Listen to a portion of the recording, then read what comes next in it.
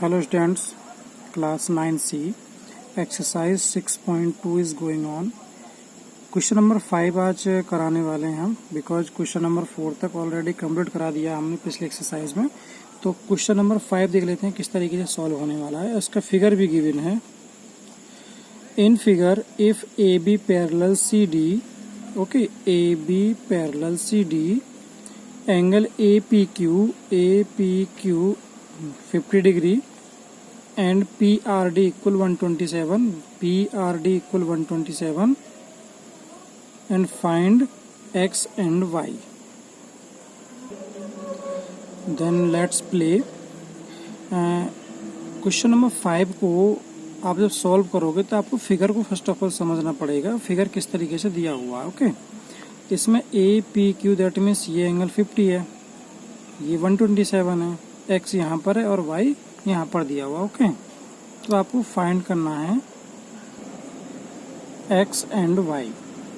Okay, तो आपको first of all जो एक्सरसाइज में जो हमने पढ़ाया था वो थ्योरम्स आपको याद रहनी चाहिए, बिकॉज हमारे पास A B parallel C D है. जब आपके पास टू साइड्स पैरेलल हों तो उसमें जो इंटरनली कॉरेस्पॉन्डिंग एंगल्स होते हैं या फिर कह लीजिए आपको अल्टरनेटिव एंगल्स होते हैं वो सब इक्वल होते हैं. तो आपका जो ये जो लाइन है ये ट्रांसवर्सल लाइन है. We have P D is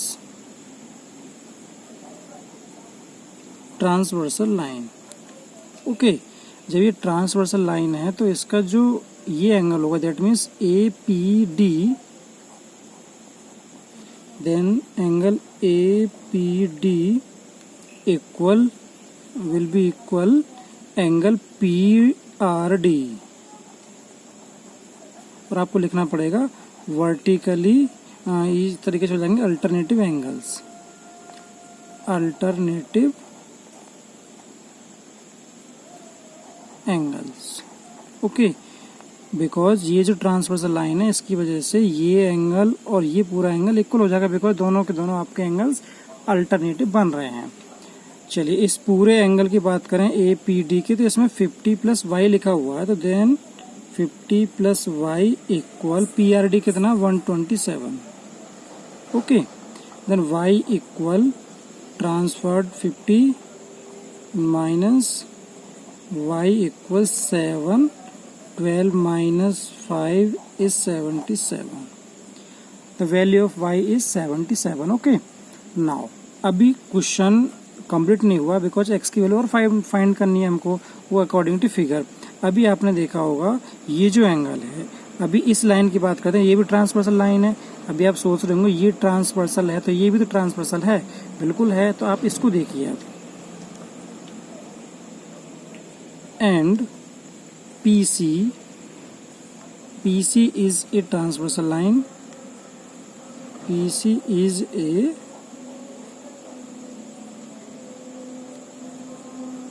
transversal line.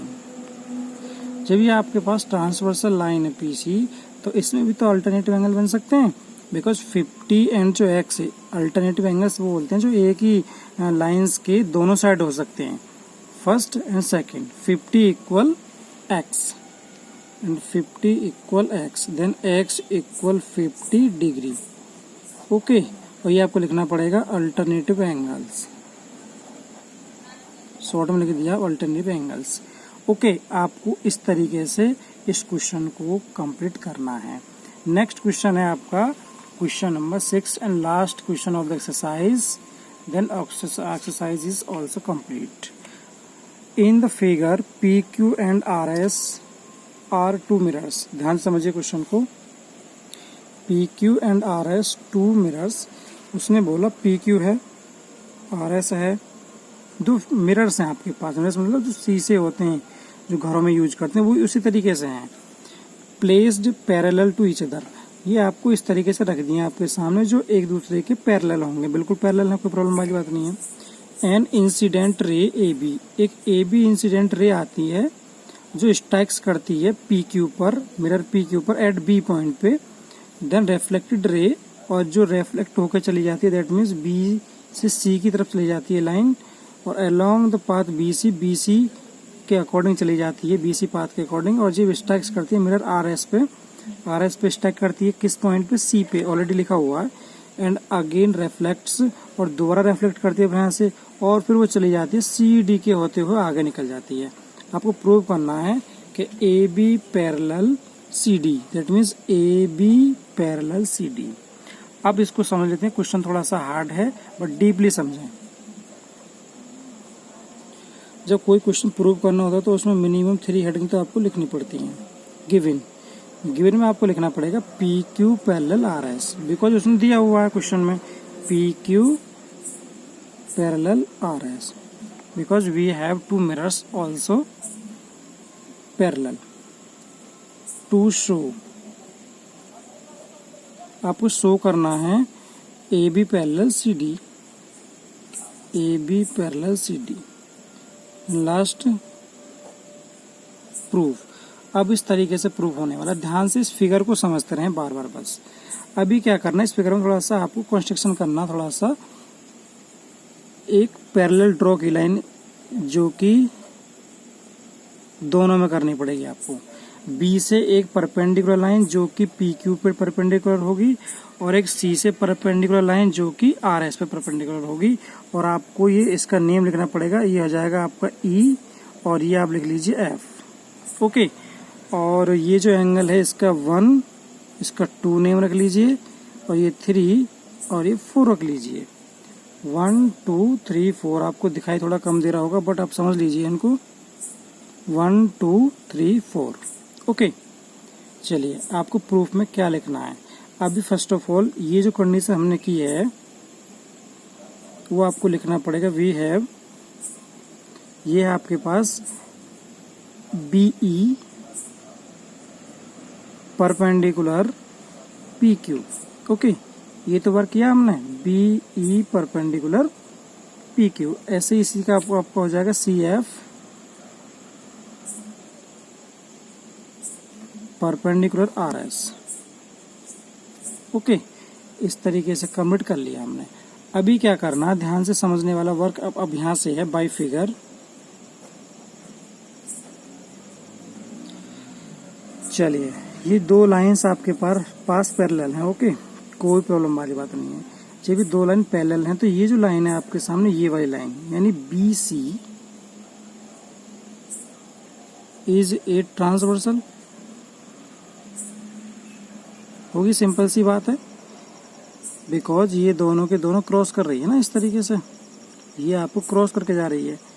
कभी भी ध्यान रखना, जेड क्रॉस जाएगी, जेड इस तरीके जेड बन रही है सिंपल सी, तो ये क्रॉस से हो जाती है लाइन, जो कि आपको कॉल्ड करना है इसको ट्रांसवर्सल लाइन। अभी ट्रांसवर्सल लाइन में मैंने आपको बताया था कि जो भी उसके अल्टरनेटिव एंगल्स होते हैं वो इक्वल होते हैं, एंड 1 इक्वल 4। देखो इसका अल्टरनेटिव एंगल 1 है और इसका 4 है, एंगल 1 इक्वल 4। अभी जो बताने वाला हूँ उसको ध्यान से समझ लीजिए। अब इसमें एक प्रॉपर्टी अब ऐसी लगने वाली है जो कि आपको फिजिक्स में पढ़ाई जाती है। जब भी कभी कोई आपके पास इंसिडेंट रे हो और उसका हम कोई नॉर्मल डाल देते हैं बीच में, परपेंडिकुलर डाल देते हैं, उसकी वजह से 2 एंगल्स बन जाते हैं जो कि दोनों के दोनों इक्वल होते हैं। आप याद रखेंगे, ये जो नॉर्मल डाला हमने इसकी वजह से इस एंगल के 2 पार्ट्स हो गए, बाइसेक्ट है, तो 1 और एंगल 2 इक्वल हो जाएंगे। एंगल 1 इक्वल एंगल 2 आपको लिखना पड़ेगा bye theorem and physics. Okay, similarly 4 and 3 also equal. ये भी तो इस तरीके से बन रहा है, ये भी नॉर्मल है, 4 और 3 भी इसी तरीके से इक्वल हो जाएंगे।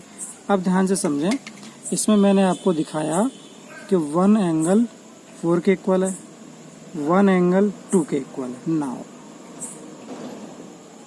आपको दिखाना क्या था, आपको फर्स्ट ऑफ ऑल ये समझना पड़ेगा कि हमको प्रूव क्या करना है। हमको प्रूव ये करना है कि ये जो लाइन है AB और ये जो लाइन है CD, ये दोनों के दोनों पैरेलल होनी चाहिए। जब ये पैरेलल होंगी तो ये ट्रांसवर्सल लाइन है, तो इसके ये एंगल और ये एंगल का सम जो आएगा टोटल, वो इक्वल होना चाहिए। दैट मीन्स ये जो एंगल है, कौन सा, ये angle ABC, angle ABC equal. अब फाइंड करते हैं हम फर्स्ट ऑफ ऑल ABC में एंगल 1 प्लस एंगल 2 है।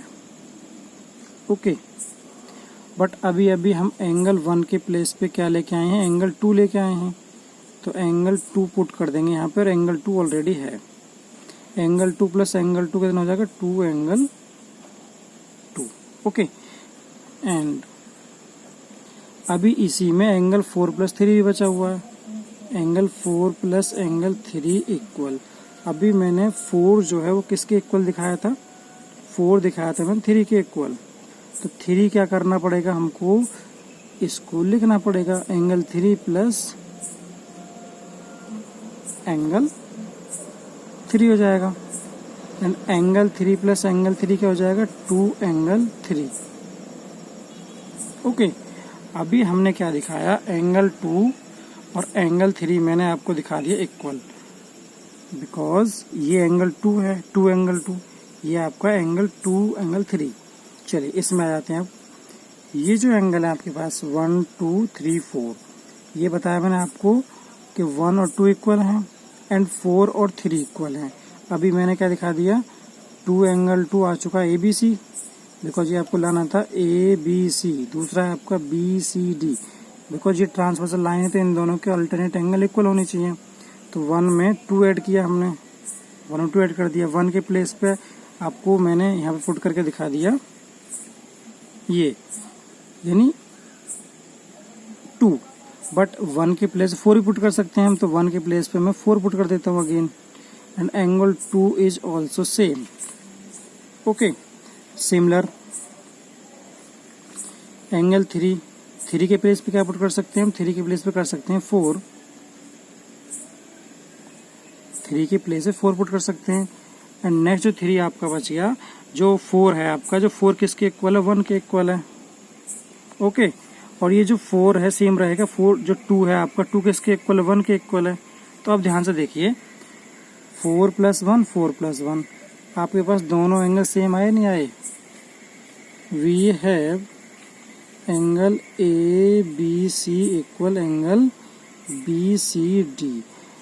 जब दोनों एंगल इक्वल हो जाते हैं आपके, ये दोनों एंगल इक्वल हो जाते हैं, तो ये दोनों लाइन कैसे हो जाती हैं, so AB parallel CD, hence prove. Okay.